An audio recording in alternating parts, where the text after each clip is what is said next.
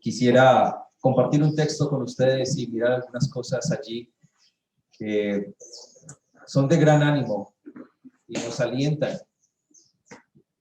Dice en Primera de Timoteo, capítulo 1, versículo 13, habiendo yo sido antes blasfemo, perseguidor e injuriador, mas fui recibido a misericordia porque lo hice por ignorancia e incredulidad. Versículo 14, pero la gracia de nuestro Señor fue más abundante con la fe y el amor que es en Cristo Jesús. Versículo 15, palabra fiel y digna de ser recibida por todos, que Cristo Jesús vino al mundo para salvar a los pecadores, de los cuales yo soy el primero. El versículo 14 dice algo, dice, pero la gracia de nuestro Señor fue más abundante, mucho más abundante. ¿Qué fue lo más abundante? La gracia. Es decir, si habitamos en esa preciosa ciudad que escuchábamos ahorita, aquí respiramos oxígeno, tal vez espiritualmente respiramos gracia en esa ciudad, en esa preciosa ciudad. Y es que así como el oxígeno sostiene toda nuestra vida, es la gracia la que sostiene toda nuestra vida espiritual. Sin la gracia de Dios, no estaríamos hoy aquí reunidos. Pero quiero que miremos algo. Dice, pero la gracia de nuestro Señor fue más abundante. Esa expresión más abundante hace referencia a que hay algo más que también es abundante. ¿Cierto? Si dice más abundante, tiene un punto de referencia, ¿verdad? ¿Y qué es eso que está ahí al lado de la gracia, pero que la gracia superó? Que la gracia fue más grande. ¿Qué es eso? El pecado.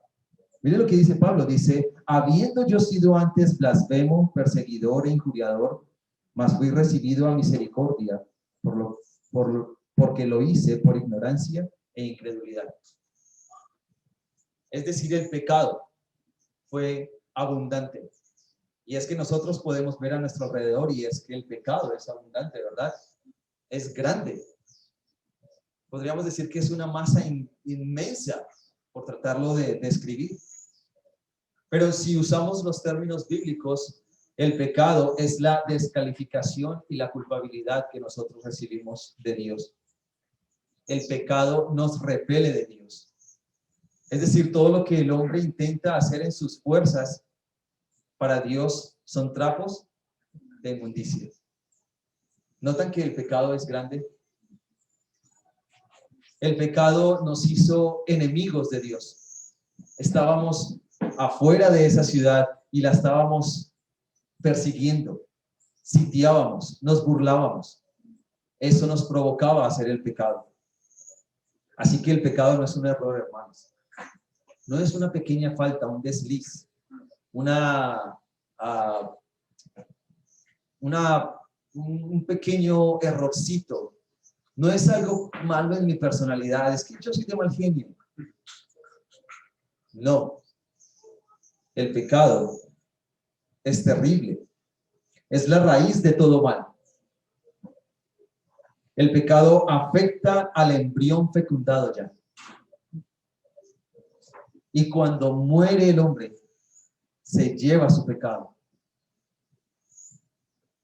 El pecado es tan difícil de desarraigarlo de nosotros mismos que necesita un nuevo nacimiento.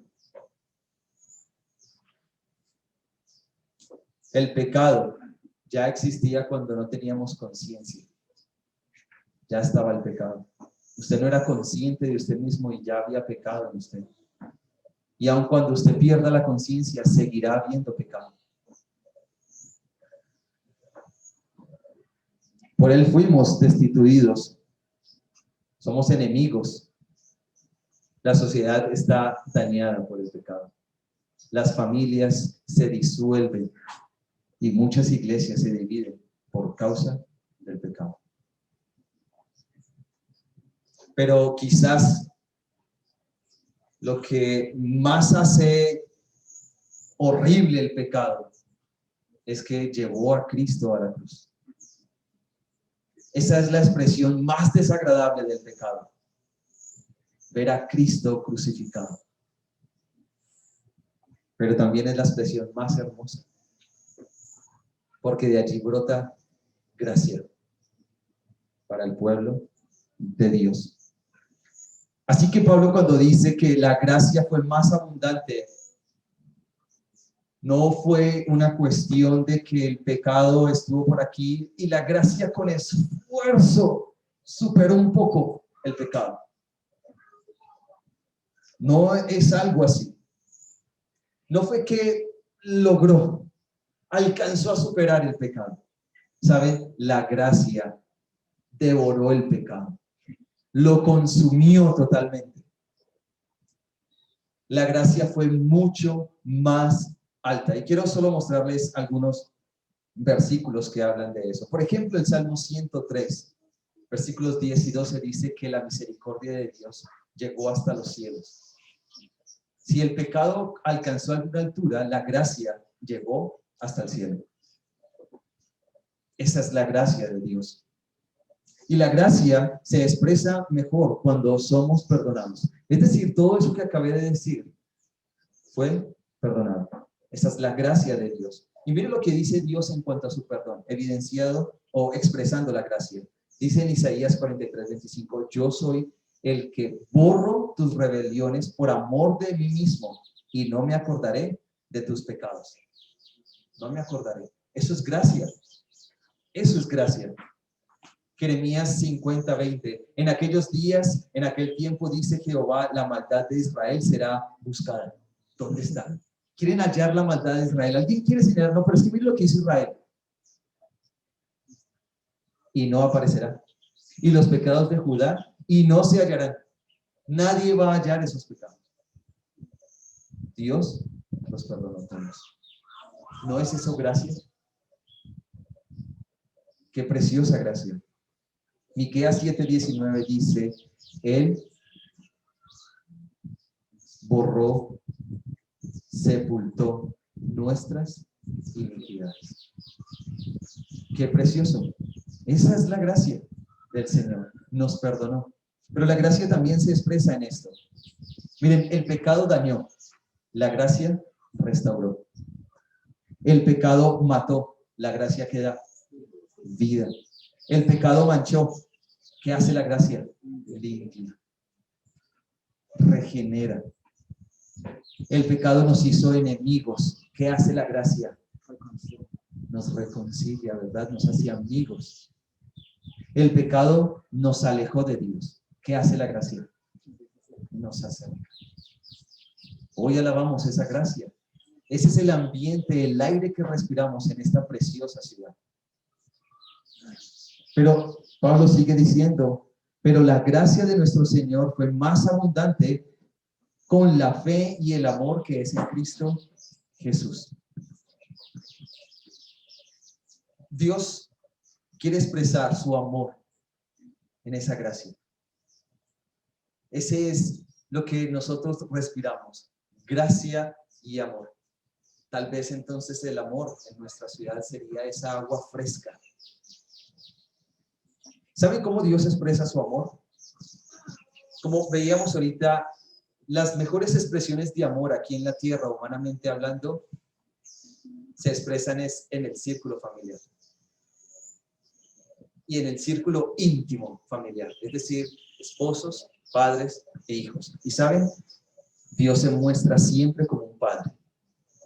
Primera de Juan 3:1 dice, mirad cuál amor nos ha dado el Padre. Es decir, ese cuál amor es, ¿qué es eso tan extraño? No es conocido, en este mundo no puede existir algo así. Mirad cuál amor nos ha dado el Padre para que seamos llamados hijos de Dios. Segunda de Corintios 6:18 dice, yo seré para vosotros por Padre, y vosotros me seréis hijos e hijas, dice el Señor Todopoderoso. Pero otra manera de expresar también es el cuidado de un esposo hacia una esposa. Dios Padre se presenta como nuestro Padre. Dios el Hijo, ¿saben qué dice en Efesios? Maridos, amad a vuestros maridos, a nuestras esposas, así como Cristo amó a la iglesia y se entregó a sí mismo por ella. ¡Qué expresión de amor! Así nos alcanzó, así superó mucho más la gracia que el pecado. Pero también hay otra expresión muy hermosa dentro de nosotros en cuanto al amor, y es hacia un hermano. Nosotros amamos a nuestros hermanos aquí en la tierra, a nuestros hermanos de sangre. ¿Y sabe qué dice Jesús? ¿Recuerdan en aquella ocasión cuando le dicen, Jesús, aquí están tus hermanos, tu mamá? ¿Qué dice Jesús? Estos son mis hermanos, señalando a los discípulos. Estos son mi familia, los que hacen la voluntad de Dios. Pero más hermoso, dice Hebreos 2:11, por lo cual Cristo mismo no se avergüenza de decir, este es mi hermano. ¿No es eso gracia, hermanos? Esa gracia está en medio de nosotros. Pero también el Espíritu Santo. Cristo dice, y yo rogaré al Padre y os dará otro consolador para que esté con vosotros para siempre, al Espíritu de verdad, el cual conocéis porque mora con vosotros y estará en vosotros.